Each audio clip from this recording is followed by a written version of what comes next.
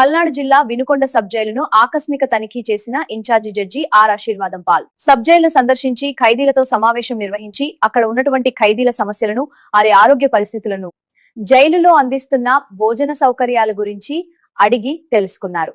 న్యాయమూర్తి are Aashirvaad Paul మాట్లాడుతూ జైల్లో ఏమైనా ఇబ్బందులు ఉంటే తెలియజేయాలి అని అడిగారు.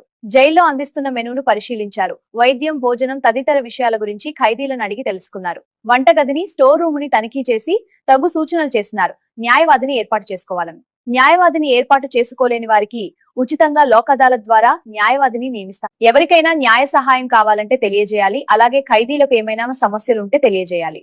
అనంతరం జైలు ప్రాంగణమును పరిశీలించి తగు సూచనలు చేసినారు. ఈ కార్యక్రమంలో న్యాయమూర్తి Ashirvadam Paul, panel advocate Pathan Gous Mohiddin Khan, government hospital doctor Abdul Razak, పట్టణ SI G Pullarao, Lok Adalat volunteer Ruben, Lok Adalat సిబ్బంది, జైలు సిబ్బంది మరియు పోలీసులు పాల్గొన్నారు.